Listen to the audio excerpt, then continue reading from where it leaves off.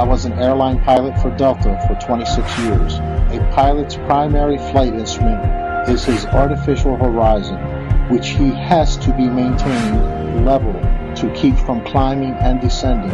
From a cockpit, weather permitting, I could see hundreds of miles in all directions, viewing cities connected by roads across the flat plain as far as the eye could see. Nothing ever leaned. If a pilot is flying around the curve of the Earth, then he should be dipping the nose down, and every 5 minutes he should be dipping the nose down to stay around the curve. That's absolute proof that a plane flies over a flat surface rather than a curved one.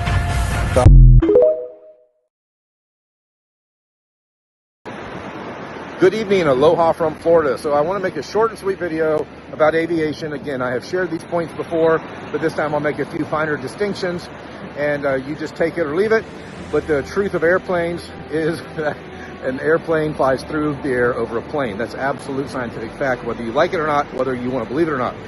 There are three things that prove that. One of them is the ADI, or the attitude indicator. It is the most important piece of equipment in any airplane cockpit, especially if they're flying at night.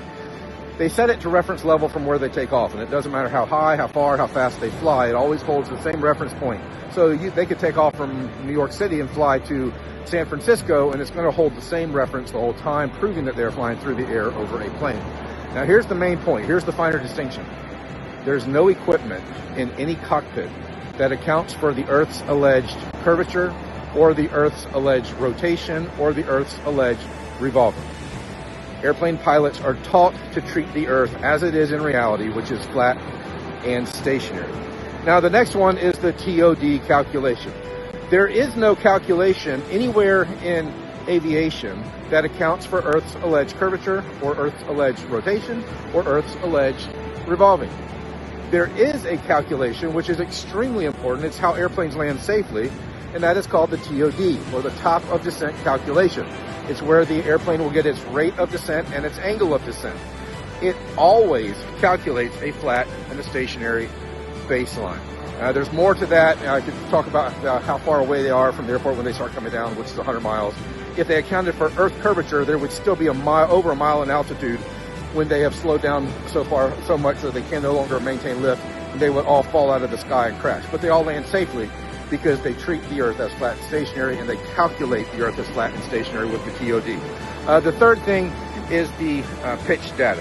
When they get to their cruising altitude, the pitch data, it doesn't matter how far they fly. They can fly thousands of miles, and the pitch data proves they do not change the orientation of the aircraft, which of course they would have to if they are flying around curvature.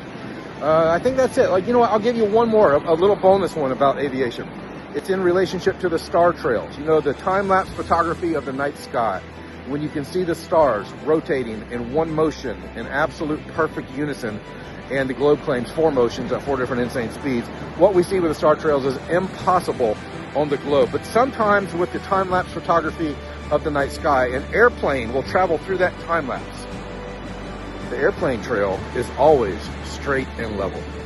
If the Earth were rotating underneath the stars, which is what the Globers claim, then why isn't the airplane trail curved across the sky? Why is it always straight and level in those time-lapse videos?